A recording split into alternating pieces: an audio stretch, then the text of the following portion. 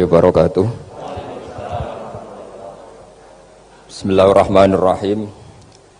Tabarakalladzi nazzala al-furqana ala 'abdihi liyakuna lil 'alamin nadhira. Allahumma shalli wa sallim ala habibika Mustafa Muhammadin wa ala alihi wa sahbihi asmain. Nama ba'du. Yang sangat kita hormati bersama ini ada Bapak Rektor, ada Bapak On, Bapak Rohidin, semua wakil rektor, semua yang ada di sini dan semua muhibbin, semua pecinta ngaji yang saya hormati. Meneruskan ngaji yang sempat tertunda sudah beberapa kali. Saya memang termasuk orang yang sangat menekuni ilmu seperti yang dikatakan Pak Fathul Wahid lagi. Dikatakan lagi berkali-kali bahwa memang penelitian itu saya berkali-kali bilang tidak harus orang-orang pinter banget sebetulnya, karena perangkat yang disediakan Allah ini juga menyediakan untuk orang-orang bodoh, dan itu hikmah terbesar dari Islam. Jadi Islam ini bisa difahami orang pinter juga oleh orang-orang yang nggak pinter. Saya punya kenangan tentang ilmu astronomi. Kita belajar falak itu jelimet, Pak Fathul Wahid, jelimet sekali. Ketika ada perdebatan misalnya awal Ramadan itu Ahad sama Senin, saya lagi misalnya Ahad, Minggu sama Senin. Karena kita ini di pesantren kalau bilang Minggu itu kadang dilarang, harus bilang Ahad. Apalagi kiainya Pak Fathul Wahid di Kudus, Kiai Turehan itu fanatik, itu nggak boleh orang bilang Minggu, harus bilang Ahad. Yang lucu itu ada seorang kiai yang sangat fanatik terhadap Islam, itu nggak mau kalendernya ditulis kenaikan wafat Isa Al-Masih, karena keyakinan umat Islam bukan Isa yang wafat tapi Sibeh Isa. Itu di kalender Kudus kan wafatnya dalam kurung Sibeh Isa ya, yang menyerupai Isa. Jadi saking fanatiknya tetap menulis sesuai keyakinan. Saya teruskan. Orang kadang bilang begini, cara orang yang tidak mendalami ilmu, sama-sama kiai, sama-sama ormas Islam kok beda awal Ramadan, sehingga jadi debat Ahad atau Minggu sama Senin. Saya punya mak-mak ya, kalau orang sepuh itu yang dulu ikut buyut saya, jadi saya ini generasi kelima, itu orang itu muammar, ditakdir umurnya panjang. Itu bilang gini, Gus, sebetulnya untuk tahu kalender yang benar mana itu gampang katanya. Cari tanggal 15. Nanti kelihatan siapa yang salah. Ternyata betul. Kalau dihitung Ahad, nanti 15-nya misalnya jatuh hari apa, nanti kelihatan. Ternyata pas yang dikatakan 15 versi Ahad itu bulan belum purnama. Purnamanya itu di versi mereka yang tanggal 16. Berarti bener mana? Yang Senin kan? Tapi yang versi Senin ternyata betul pas 15 pas purnama. Artinya apa? Allah menyediakan perangkat untuk menguji Senin apa Ahad dengan cara awam, yaitu nunggu tanggal 15. Artinya gini, kata siapa yang tahu itu hanya orang pinter gitu. Orang awam juga bisa tahu, karena agama ini milik bersama, ya, milik orang pinter, milik yang tidak pinter. Sehingga dalam pola-pola Islam, di antara madhab Syadzili, madhab Thariqah Naqsyabandiyah, itu beliau diantara kampanyenya gini, kata Thariqah Naqsyabandiyah, Thariqah kami ini yastawi fistifadatiha ar-rijalu wasibyan. Popularitas Thariqah saya, mudahnya difahami ini, antara orang pinter yang sudah dewasa sama anak-anak kecil ini sama.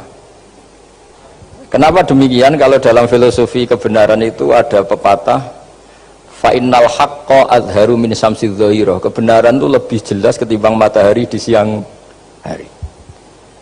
Sehingga mereka dengan mudahnya mensifati Allah misalnya az-zahir, zat yang begitu jelas. Kenapa Allah begitu jelas? Karena ulama dulu cara, kalau dalam bahasa pondok, mensifati, menstatuskan alam raya ini maujud. Maujud itu ada. Di mana-mana sesuatu yang ada itu ya diciptakan oleh yang ada. Masa anda ada kok menciptakan yang ada? Sehingga mereka tidak pernah tertarik sama faham komunis, ateis, bahwa alam ini dimulai dari ketiadaan. Pertanyaannya adalah bagaimana sesuatu yang tiada menyebabkan yang ada. Sehingga ulama dulu pinter, sifat wajib itu apa? Wujud. Karena alam raya ini kadung wujud, kadung maujudat, maka Allah harus wujud. Berhubung wujudnya Allah itu wujud penyebab, harus qadim atau harus awal. Masa penyebab datangnya terlambat dulu yang jadi efek dari penyebab itu. Sehingga mereka dengan gampangnya mensifati Allah az-zahir, zat yang begitu jelas. Sehingga Imam Sibawayh ahli nahwu itu juga mengenali Allah lewat teori nahwu. Beliau bilang Allah itu siapa? Allahu a'raful ma'arif, zat yang paling mudah dikenali. Nah sehingga tadi seperti yang dikatakan Pak Rektor, sebetulnya perangkat ilmu seperti tadi menemukan bulan itu diantaranya ditemukan kalau bulan tuh nggak rata itu ya lewat teori gambar, karena sekian jarak punya akibat sekian, punya misalnya kita melihat gunung kelihatannya indah padahal di situ ya ada lubangnya, ada pohon yang tertebang, ada pemandangan yang nggak indah, tapi gara-gara dilihat dari jauh semuanya indah. Maka disarankan orang yang baru nggak suka istrinya terus melihat dari jauh, tinggal minggat lah kira-kira.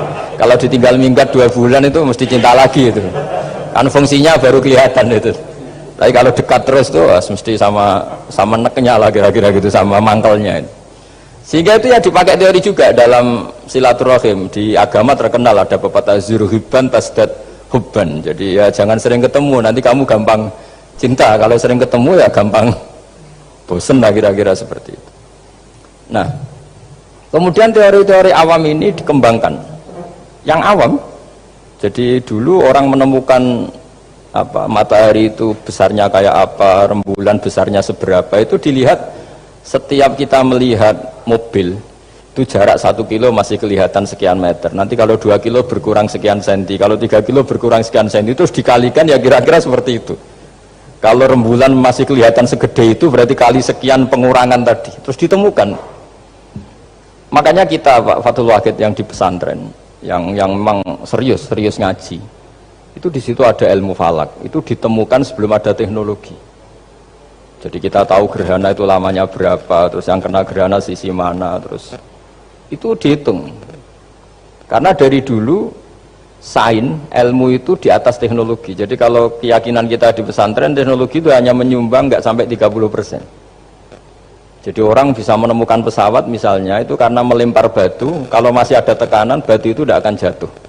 Padahal batu itu tidak ada mesinnya, asal ada tekanan dia tidak jatuh. Terus dihitung kecepatan berapa yang menjamin sesuatu itu tidak jatuh.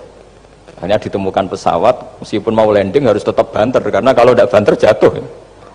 Itu dihitung, artinya dari sains dulu baru ditemukan teknologinya untuk gimana supaya tetap kecepatan sekian itu ketika mau landing. Nggak boleh pesawat direm, kalau direm ya jatuh, karena tadi seperti batu dilempar dia nggak jatuh ya kalau masih ada tekanan. Sehingga instrumen itu ditemukan juga di bab tauhid. Saya punya kitab namanya Hasyiatut Turmusi, dikarang ulama top Indonesia namanya Syekh Mahfud At-Turmusi. Itu beliau cerita Imam Al-Amudi itu ulama top, tapi dia itu unik, tiap ngajar santrinya itu ngajar matematika, ngajar ilmu eksak. Terus ditanya, sampai muridnya itu ragu, ini guruku masuk surga enggak, ini kiai kok hanya ngajar matematika. Ya kira-kira ngajar, ya seperti mahasiswa jenengan kan, ini rektor masuk surga enggak, ngomong teknik terus gitu loh. Tapi gurunya kayaknya enggak terima, diuzoni santrinya itu enggak terima, karena beliau seorang wali. Murid-muridnya itu bermimpi.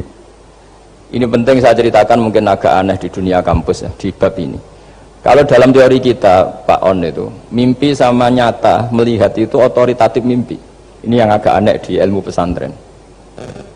Jadi melihat jenengan langsung dengan mimpi itu otoritatif mimpi. Karena mimpi, ru'yal mukmin dijamin oleh Rasulullah sama dengan 46 juz'un minan nubuwah. Jadi persennya itu besar sekali, 46% dari juz'un minan nubuwah, otoritatifnya. Nah tentu tidur yang benar.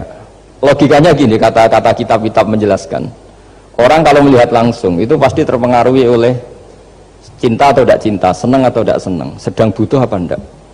Jadi kalau saya sedang butuh dengan Pak Rektor itu melihatnya dengan penuh harapan. Jadi kalau saya sakit mau mati itu senang lihat dokter, karena ini harapan, Rektor nggak ngefek gitu kan gitu. Tapi kalau saya politikus ngelihat ketua partai itu lebih respect ketimbang melihat dokter. Jadi gara-gara banyak kepentingan ini melihat itu nggak pernah jujur itu. Nggak pernah jujur. Jadi kebodohan manusia justru karena melihat itu kalau dalam teori kita. Makanya kalau dalam teori pesantren itu kebalik, anna sunyamun wa idza matu intabahu. Manusia itu hakikatnya tidur, baru setelah mati bangun. Misalnya kita di dunia nganggap uang itu penting, harta itu penting, jabatan penting. Setelah kita mati ternyata yang paling penting itu hanya sujud. Karena kamu itu kenangan ketemu Allah terbaik itu sujud. Yang kita anggap penting di dunia semuanya tidak penting. Yang kita anggap sepele kayak sholat ternyata itu super penting. Tapi sadar itu nunggu nanti di akhirat. Ya saya ini termasuk syukur yang sadar sebelum sampai akhirat. Jadi termasuk orang yang beruntung gitu. Nah, kenapa mimpi itu begitu penting? Karena tadi ketika orang tidur itu off semua, sistem sarafnya, sistem apanya. Yang ada hanya pengendalian Tuhan. Karena dia tidak bisa mengendalikan dirinya sendiri. Apalagi kalau tidurnya benar ya tentu pakai wudhu, terus pakai doa-doa, terus menghadap kayak mayit itulah, standar mayit itu menghadap ke kiblat kayak posisi mayit itu. Sehingga dia ada intervensi pada dirinya sendiri, ya tidak punya keinginan dari dirinya sendiri. Kamu kan nggak bisa ingin, wah tidur ingin ketemu wanita cantik kan tidak bisa nentukan gitu. Akhirnya ya benar-benar hanya milik Allah. Apalagi kalau kita bacanya benar, terus pikirannya benar. Makanya uniknya dalam Islam adalah doa mau tidur dengan wiridan setelah sholat itu ajarannya Nabi banyak mau tidur. Wiridan subhanallah 33, alhamdulillah 33, akbar 33 dan disempurnakan seterusnya itu ijazah Nabi kepada Sayyidah Fatimah itu untuk mau apa? Tidur. Bismika wada'tu jambi wa bismika arfa'u, sampai doanya panjang. Allahumma aljatu zuhri ilaika, panjang sekali doa mau tidur. Saya yakin jenengan tidak hafal dan tidak. Paling ya bismika wada'tu jambi apa? Bismika Allahumma ahyawamu. Itu sebagian ustadz bilang itu doa ngaji katanya. Ada seorang ustadz saking mangkelnya, ibu sudah baca doa ngaji belum? Tak juarai bismika Allahumma ahya bismika wa amut. Wah itu kan doa mau tidur Pak Ustadz. Iya biasanya kalau ngaji tidur. jadi doa itu kalau itu doa mau. Akhirnya mimpi itu penting karena di situ manusia nggak punya nafsu, nggak punya keinginan, sehingga yang ada itu kata Nabi itu ada sittatun wa arba'una juz'an minan nubuwah. Sehingga dulu itu mimpi itu jadi sarana betul. Kita tahu kan cerita orang-orang dulu, Fir'aun itu kurang jahatnya, kurang kelirunya. Dia mimpi ada api dari Bani Israel yang membakar kerajaannya. Dan semua pentawilnya sepakat itu maksudnya Anda akan dihabisin kerajaan Anda oleh bayi dari Bani Israel. Begitu juga raja zaman Nabi Yusuf itu mimpi kalau ngalami ada 7 sapi yang gendut dimakan oleh 7 sapi yang kurus. Jadi mimpi itu sarana bahkan dari orang kafir. Karena ya tadi yang preman ya nggak ada premannya, yang soleh ya nggak ada solehnya, semua dikendalikan oleh Allah Taala pas tidur. Sehingga tidur ini menurut agama lebih otoritatif asal dengan tidur yang benar. Jangan tidur sambil ngerokok terus terbangun karena ininya kena itu. Nah, cerita-cerita unik begini kalau tidak orang pesantren itu tidak tahu. Karena ini memang khas pembalikan satu fakta yang diyakini orang banyak. Sehingga ulama dulu itu cerita, ini saya teruskan. Imam Amudi itu akhirnya murid-muridnya mimpi. Mimpi di situ tanya, Pak Ustadz, Anda masuk surga enggak ketika hidupnya hanya nerangkan matematika? Oh iya, saya bahkan enggak sekedar di surga. Malaikat dikumpulin Allah untuk mendengarkan presentasi saya ngajar matematika. Jadi kata dia cerita, Allah bilang gini ke malaikat, hei para malaikatku, kenapa kamu iman sama saya? Ya karena saya melihat engkau ya Allah, melihat kekuasaan engkau. Tapi imannya orang ini itu melebihi iman kamu. Wah ya tidak bisa, saya melihat engkau langsung, ini tidak melihat engkau langsung. Kenapa begitu yakin seperti yakin kita? Oh iya. Terus Imam Amudi, silahkan ajari matematika. Imam Amudi mulai ngajari matematika. Terus beliau ngajarinya sederhana. Angka 2, 3 sampai ribuan sampai jutaan itu bin nisbat ilal wahid nisbatun wahidah, yaitu nisbatul far'i ilal asli. Hanya ngajar itu dok. Dunia ini apapun banyaknya variannya, apapun banyak makhluknya, itu semuanya adalah nisbatul far'i ilal asli. Angka 2 ya cabangnya 1, 1 juta ya cabangnya 1, semua itu dimulai dari 1. Jadi di mana-mana hitungan itu dimulai dari 1. Dan 1 ini harus ada, yaitu Tuhan. Matematika akhirnya malaikat, wah keren juga maksudnya. Keren juga maksudnya. Akhirnya Allah bilang, dan itu didawuhkan juga oleh Rasulullah SAW, tuba liman amana bi walam yaroni. Yang hebat itu imannya orang yang enggak melihat saya. Makanya masyhur itu, malaikat ditanya Allah, siapa imannya yang paling kuat? Ya kita, karena melihat engkau langsung ya Allah. Para nabi. Terus tapi yang dari sekian pertanyaan itu jawab sama, yang paling ajaib adalah umat-umat Muhammad di akhir zaman, enggak menangi nabinya, juga enggak pernah lihat surga neraka, tapi iman sama saya. Dan mereka punya cara untuk imannya itu berkualitas sama dengan kamu para malaikat. Ya diantaranya dengan cara logika tadi yang saya utarakan tadi.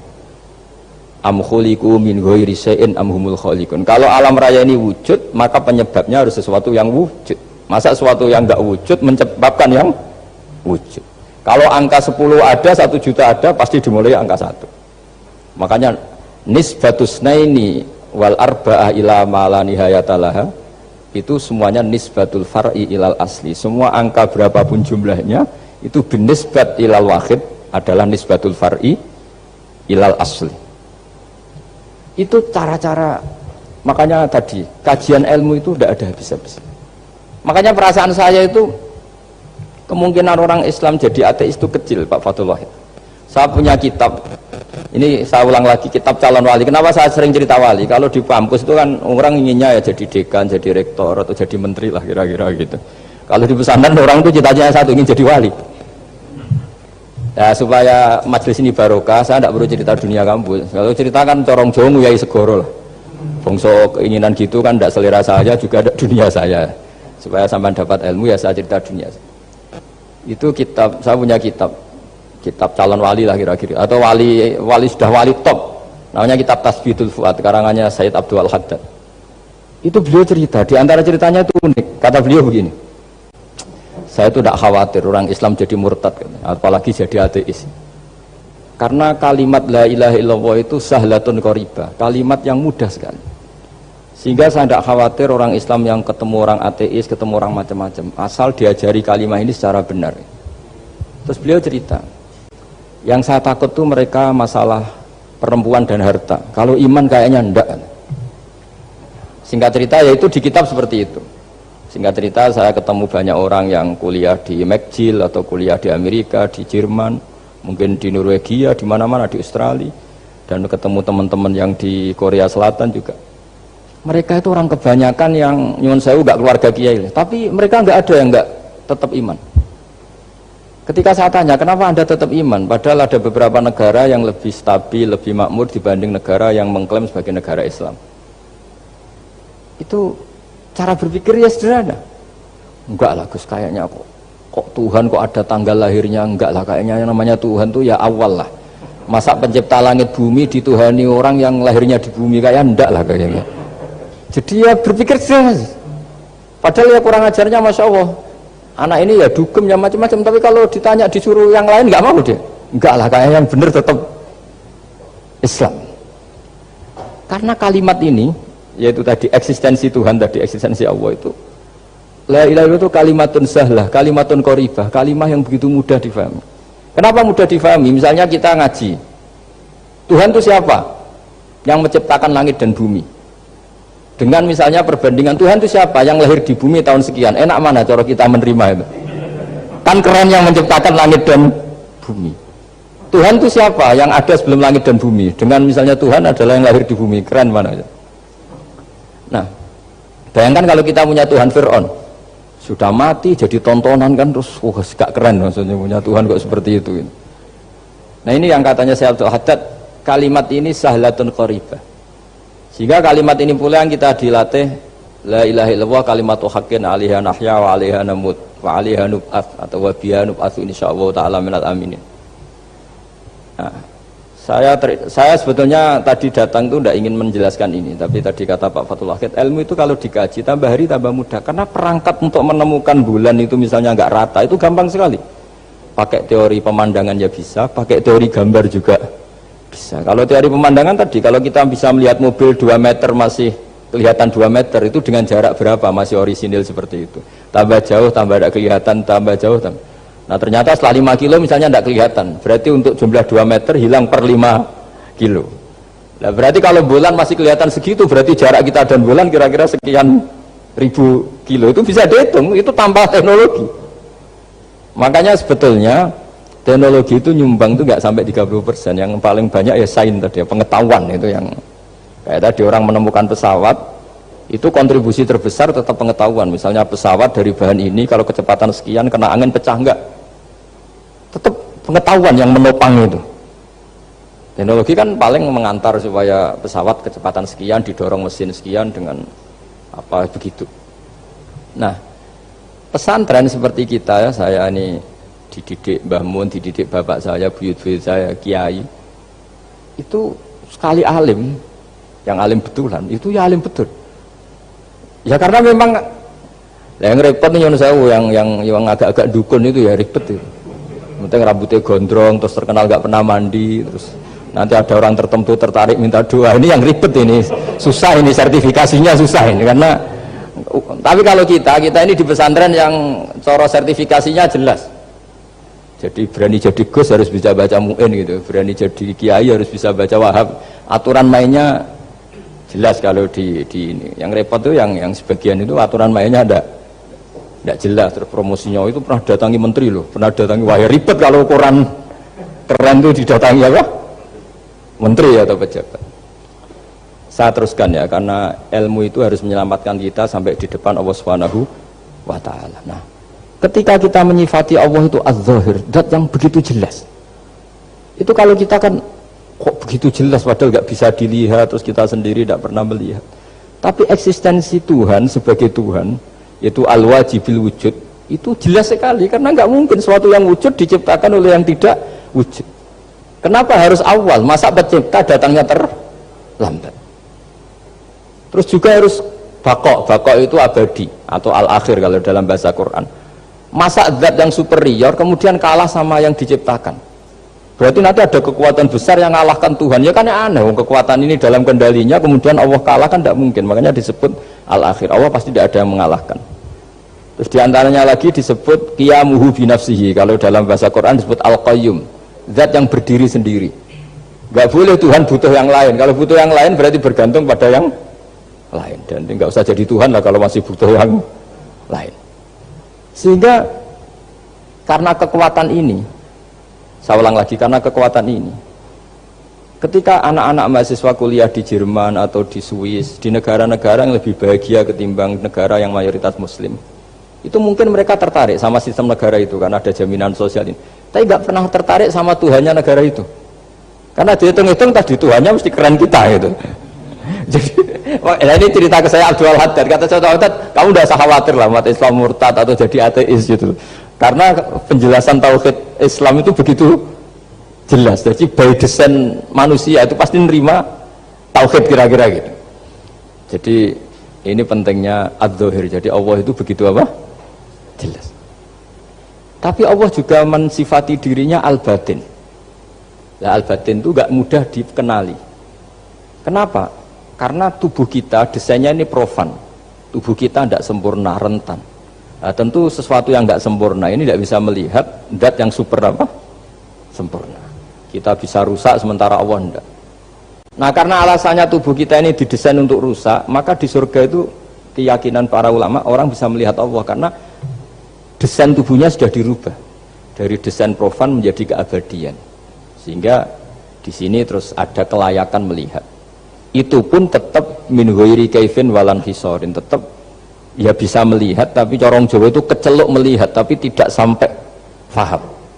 Karena bagaimanapun Allah itu la tudrikul absar wa huwa yudrikul absar. Bagaimanapun Allah itu laisa kamitslihi syai'un, tidak ada padanannya. Jadi makanya Allah punya sisi adz-dzahir bisa dikenali sekali. Kenapa? Ya tadi nisbatus naini wal arba'ah ila ma la nihayatalaha itu nisbatul far'i ilal asli. Saya punya kitab Pak Fathul Wahid, diajar Mbah Mun dulu, kitab Al-Husunul Hamidiyah. Itu yang ngarang itu ya kayak kelihatan ngawur, tapi ngawurnya orang alim. Jadi di situ ada gambar, gambarnya itu nggak jelas. Mungkin pengarangnya juga nggak bisa gambar kayaknya.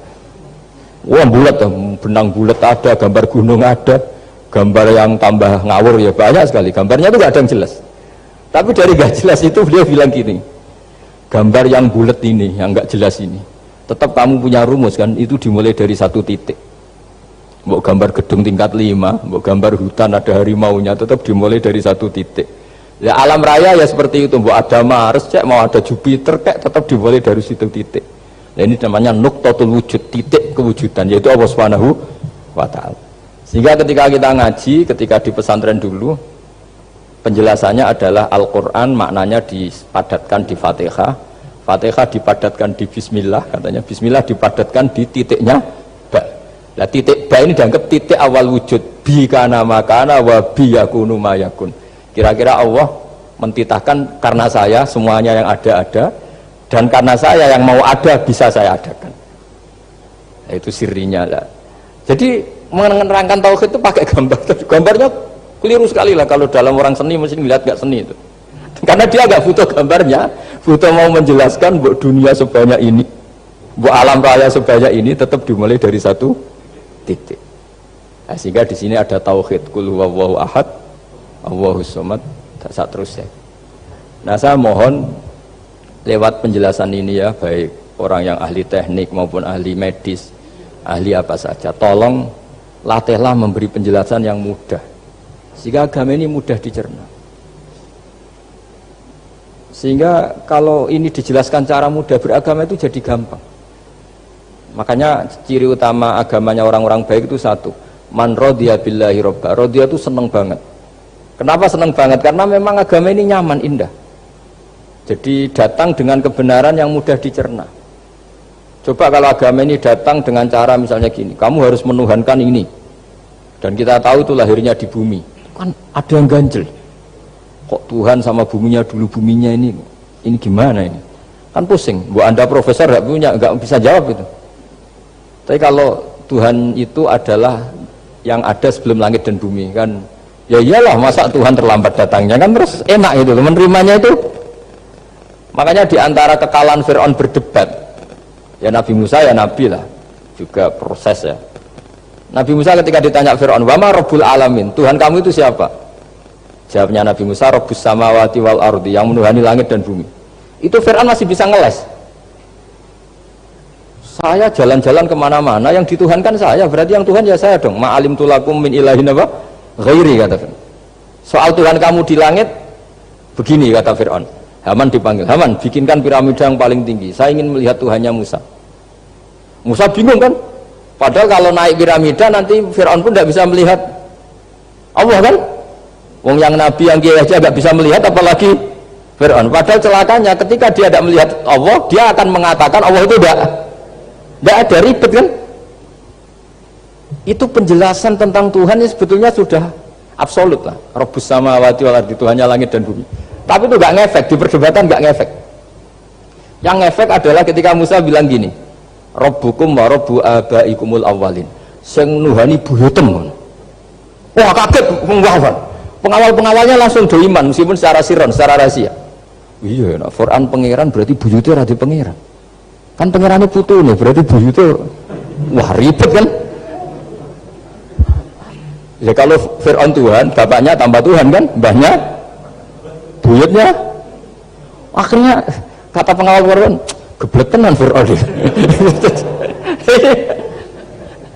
Artinya apa? Kadang argumentasi yang sudah benar, yaitu Tuhannya langit dan bumi kan ya benar lah. Tapi itu tidak ngefek di perdebatan, tidak ngefek. Yang ngefek adalah ketika Rabbukum wa rabbu abaikumul awwalin, yang nuhani nenek moyang kamu. Orang mulai mikir kalau Fir'aun itu Tuhan, lalu nenek moyangnya Tuhannya siapa? Jadi ini seninya, makanya diantara syarat Nabi, jadi Nabi itu sidik, amanat, tabligh, fatona. Fatona itu ada kecerdasan. Dulu Nabi ya sering dibully, jangan kira Nabi itu nggak sering dibully, sering juga Pak Rektor. Jadi ada unta itu kena kudis. Kudis itu ya jenis penyakit menular lah. Nabi dengan teori tawakalnya, Nabi itu punya dua teori, kadang pakai teori tawakalnya, kadang pakai teori preventif. Makanya Nabi pernah ngendikan kalau ada penyakit menular di situ, kamu jangan di situ. Itu pakai teori preventif. Tapi kadang Nabi pakai teori tawakal. Nabi menghentikan la adwa wala tiarutan, tidak ada penyakit menular. Terus orang-orang yang ya usil lah kira-kira gitu, ada unta kena kudis, dijajarkan yang waras. Ternyata yang waras ikut kudisen lah, ikut sakit. Senang orang ini. Ya Rasulullah, ini saya jejerkan ternyata yang nggak tertular jadi tertular, padahal engkau bilang nggak ada penyakit menular. Nabi jawabnya lucu, faman a'dal awalah, kalau yang pertama ini tertular siapa? Dia dikira Nabi itu kalah karena melihat unta yang kedua, ternyata Nabi nggak, ketika dipanggil ya Rasulullah ini unta agak gudikan, tak jejerkan yang kudisen, ternyata ikut kudisen, berarti penyakit itu menular. Tapi Nabi jawabannya faman a'dal awal, lalu yang kena penyakit pertama tertular oleh siapa? Wah itu asli dari Allah. Ya maksud saya seperti itu kata. Ya itu yang dikatakan fatona. Jadi Nabi itu harus punya sifat apa?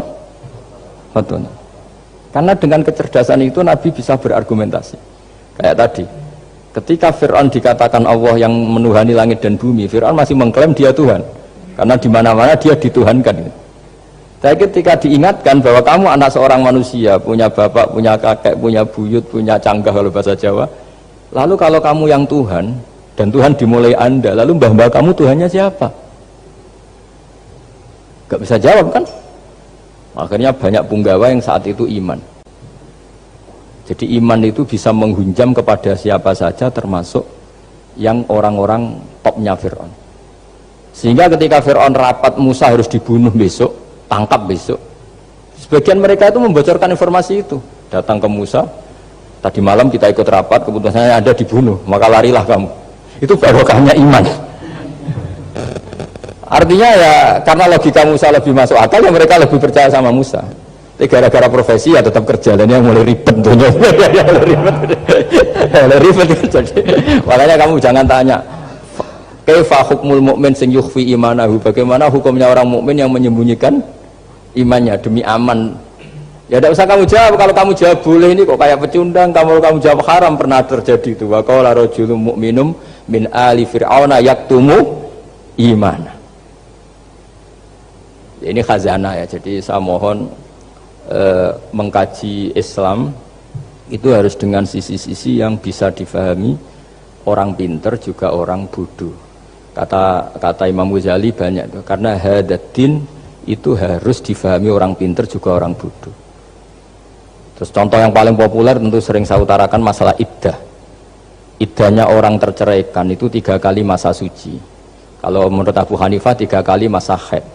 Orang pinter tahulah kalau perempuan sedang haid, menstruasi pasti sedang tidak hamil.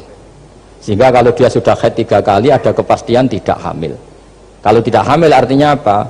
Nggak ada sperma dari zaut awal suami pertama yang jadi anak dia.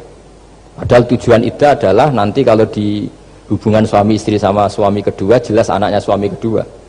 Tapi kalau andaikan tidak ada iddah kan, malam hubungan suami istri, pagi bentrok cerai, terus kawin, kumpul suami istri lagi, terus nanti anaknya itu anaknya siapa? Kan nggak jelas. Kalau sampean bisa klaim lewat DNA juga mungkin secara ilmu objektif Pak Rektor. Masalahnya juga bisa disuap kan? Saya sering dibantah orang-orang itu. Wah Gus, DNA itu otoritatif karena gini-gini, nggak mungkin, bohong kamu. Ya DNA-nya nggak bohong, pegawainya bisa disuap kan? Kayak nggak tahu manusia apa nggak tahu Indonesia, nggak tahu terus. Itu yang sensitif itu, yang mulai wilayah sensitif itu. Nggak tahu manusia apa kayak nggak tahu Indonesia. Manusia aja ya sudah. Berarti Anda sangat nasionalis. Jadi ribet kan? Maka dianjurkan ada iddah. Dengan iddah selesai berarti benar-benar perempuan ini baru atur rahmi, rahimnya steril dari unsur mani zaut awal. Dan kalau 3 kali masa suci itu artinya apa? Kira-kira 3 bulan. Kira-kira ya. Wal mutallaqatu yatarabbasna bi anfusina salah satu apa? Huruf. Pertanyaannya kalau 3 bulan, andai kan tidak pakai teori ilmiah, menstruasi itu sudah teori ilmiah. Ada yang tanya ke saya, Gus kenapa harus sampai 3 kali, padahal menstruasi pertama pasti sudah ada hamil. Saya jawab, menstruasi pertama itu namanya keluar darah, nggak ada jaminan kalau itu haid, bisa saja keluar darah karena kaget, karena kecelakaan, karena apa. Sehingga kalau misalnya perempuan diceraikan, Gus saya sudah haid, yang jamin kalau itu haid siapa? Maksudnya keluar darah dengan makna tidak hamil. Biasa saja keluar darah kali ini faktor kaget ya, atau faktor kecelakaan. Tapi kalau sampai 3 bulan karena per bulan haid sekali, itu meskipun haidnya keliru, haid keliru itu misalnya sebetulnya itu enggak darah haid tapi darah penyakit istikhadah, Kan tetap kelihatan, masa 3 bulan gak beleding cara Jawa? Kan mesti bentuknya tubuh sudah berubah. Artinya kata ulama-ulama, agama ini gak bisa hanya mengacu ilmu. Kalau mengacu ilmu haid sekali sudah cukup. Tapi kenapa harus 3 kali? Karena itu 3 kali, orang awam tahu semua kalau itu sedang hamil atau tidak hamil. 3 bulan dari dicerai kan kelihatan kalau hamil ya bentuk tubuhnya sudah rubah, kalau enggak. Intinya agama ini harus agama yang mudah difahami orang pinter, juga difahami orang yang tidak pinter. Kayak tadi bulan tadi, saya juga gak ngira kalau orang goblok jadi pinter itu. Jadi ini cerita ya. Jadi supaya kita meskipun di lembaga kampus, di lembaga modern, jangan lupa tradisi-tradisi kebodohan ya diabadikan lah kira-kira itu. Karena bodoh kadang ya penting. Makanya kalau cerita di dunia wali itu kacau. Anda boleh gak nerima cerita ini, tapi Anda harus percaya kalau kekuasaan Allah itu tidak terbatas. Kenapa orang Madura begitu mencintai kiai? Sebetulnya niatnya ya agak baik, tapi ya nggak baik tapi baik. Ada santri itu Madura, dia saking percaya sama kiai itu ya khidmah, bikin teh, masakan kiai, mijitin kiai, pokoknya waktunya diberikan semua untuk kiai. Dan dia nggak pernah ikut ujian. Apalagi ujian kelulusan disertasi dokter nggak pernah dia. Kalau sekolah nggak pernah ikut ujian. Sudah ya saya ridho jadi orang bodoh, sementing ikut jenengan. Suatu saat orang ini mati, kiainya tuh pusing, waduh mati. Nah, ini di dalam alam mimpi itu, kamu boleh nggak percaya, nggak wajib percaya memang. Ini kan ada akidah, jadi tidak wajib percaya. Ditanya sama malaikat, Marabbuka, Tuhan kamu siapa? Jawabannya lucu, malaikat kamu itu gimana? Di mana-mana tanya sama orang pinter, orang bodoh kok kamu tanya? Usengan malaikatnya. Di mana-mana namanya tanya, itu ya sama orang pinter, masa orang bodoh ditanya? Yang bener aja kamu. Makanya bodoh ini ya senjata, makanya ini kita kalau pinter ya alhamdulillah, kalau bodoh ya alhamdulillah. Karena bodoh itu penting. Kalau negara ini tidak makmur, yang disalahkan mesti para rektor. Gunanya apa ada rektor kalau nggak solusi bagi bangsa ini? Orang bodoh pasti nggak disalahkan kan? Nanti kalau ada hisab, kenapa Indonesia carut marut? Yang dipanggil Allah itu menteri, rektor, pasti itu. Apa kontribusi Anda sebagai orang pinter, sebagai profesor, sebagai orang bodoh aman? Santai, nggak kena panggilan kan? Karena Anda harus bertanggung jawab. Akhirnya terus malaikat tanya, lalu yang pinter siapa? Yang di atas itu, kiainya yang nalkin itu, yang di atas itu. Walhasil kiainya itu karena wali itu dengar. Ya wele cung bodoh kok terus nganti wis mati. bodoh kok kamu bawa sampai mati. Jadi kadang orang bodoh itu ya pinter tadi, malaikat tuh kamu itu gimana? Di mana-mana tanya itu ya sama orang pinter. Orang bodoh kok kamu tanya? Ya ribet kan kalau sudah ketemu seperti itu. Lah Nabi juga sering ngalami dialek sama orang bodoh. Kadang Nabi yang ngalah, kadang logikanya orang bodoh itu lebih gampang. Itu ada orang pencari dop itu semacam kayak biawak ya. Tapi tidak biawak, kayak semacam biawak. Itu ketemu Nabi, kamu tahu kalau saya ini Rasulullah? Tidak tahu ya. Ya kamu harus iman kalau saya ini Rasulullah. Hatta yu'mina laka hadad dop. Ya kalau hewan ini iman sama kamu ya saya iman. Ribet kan ukurannya itu. Waduh, untung Nabi betul. Terus Nabi tanya, Dop, kamu tahu kalau saya Rasulullah? Terus Dopnya saat itu bisa bicara asyhadu annaka Rasulullah, terus baru iman. Imannya tanya, kenapa kamu iman sama Rasulullah? Hewan aja tahu kalau dia Nabi, apalagi manusia. Sehingga di masyhur itu di acara-acara kita kalau wadhabbu wal ghazalah yasyadani laka bir risalah, itu wadhabbu wal ghazalah yasyadani laka bir risalah. Sehingga nah kekeliruan kita, saya sering ngomong di mana-mana, matur di mana-mana. Masyarakat Indonesia mayoritasnya tetap yang nggak pinter. Orang Islam mayoritas yang nggak pinter.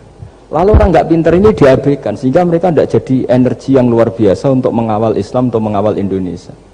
Itu keliru menurut saya. Menurut saya orang-orang yang nggak pinter pun tuh punya nurani. Zaman kita dijajah Belanda, itu tidak semua orang rektor, tidak semua orang profesor, tidak semua orang kiai, tidak semua orang alim. Mereka orang-orang yang nggak terpelajar, tapi tetap tahu caranya melawan apa? Belanda, melawan penjajah. Karena tadi manusia ini diciptakan itu sudah punya pengetahuan. Seperti mukadimah dibaca Pak Rektor, Iqra wa rabbukal akram alladzi 'allama bil qalam 'allamal insana ma lam ya'lam. Jadi bawaan manusia itu akan tahu untuk sesuatu yang perlu diketahui meskipun dia orang bodoh. Saulah lagi, meskipun mereka orang apa? Orang bodoh. Nah, di sini ini Islam datang yastawi fistifadatiha fistifadati syariah ar-rijalu wasibyan, bahwa ukuran kebenaran itu adalah siapapun mudah tahu. Bahwa angka 2, angka 3, angka 5 itu adalah far'ul wahid, cabang dari angka 1. Fal aslu huwal wahid, yang asli adalah angka 1. Dan 1 ini harus 1. 0, itu ditemukan untuk setelah ada angka 1, jangan keliru kamu. Tanpa ada angka 1 tidak ada 0, 0 ada gunanya kalau ada 01. Misalnya ada orang bilang, tapi kan ada 0,5, tetap saja harus ada angka 1, nggak bisa. Kamu bayangkan 0,5 kan karena ada 1. Artinya apa? Kamu bilang separuh dari 1. Tapi itu pun karena sudah ditemukan aljabar. Makanya kalau dalam matematika Arab, mungkin di sini banyak orang eksak. Kalau matematika Arab itu mudah sekali, Pak. Orang Arab itu nggak mau bilang 2,5. Misalnya zakatnya tijarah itu 2,5. Itu kan kalau kita zaman SD kan garap porogabit. Itu orang Arab nggak mau. Saya pernah cepet-cepetan garap matematika, yang ahli matematika sama saya itu cepet saya. Karena saya pakai matematika bodoh. Justru itu gampang. Kalau orang Arab cara berpikir gini, kalau bilang 2,5 itu rubu'ul usur. Apa? Rubu'ul usur. Dari rubu'ul usur gini, 1/4 dari 1/10. Jadi misalnya 100 1/10-nya berapa? 10. Setelah 10 1/4-nya berapa? 2,5. Jadi bertahap, rubu'ul usur. Sehingga misalnya gede, 1 juta kan angkanya nolnya kan 6. Kalau kamu porogabit 2,5 kan kuweselan dia porogabit. Kalau orang Arab gampang, 1 juta 1/10-nya berapa? 100. 1/4-nya 25. Berarti 2,5-nya 1 juta 25.000. Orang Arab bilangnya rubu'ul usur. 1/4 dari 1/10. Jadi di 1/10-kan dulu baru di 1/4. Jadi lebih cepat. Sampai pakarnya tanya, Gus kok bisa gini? Wah, aku anak kiai ngawur ya. Saya ini, makanya banyak orang pesantren itu pintar matematika. Sebetulnya matematika yang model, ya sebenarnya kayak agak model bodoh itu. Tapi itu gampang, orang awam gampang. Kalau kita kan enggak, misalnya zakatnya zuruk, zakatnya tanaman itu 1/10 atau 1/20. Kalau orang Arab enggak mau 1/10 atau 1/20. Berarti kalau 100 ton atau 100 pintal berarti berapa? 10 atau 5 kan? 1/10-nya 100 berapa? 10. Kalau 1/20-nya 5. Kalau hitung-hitungan di fikih zakat orang modern kan 1/10 atau 1/20. Kalau orang Arab nggak mau bilang gitu.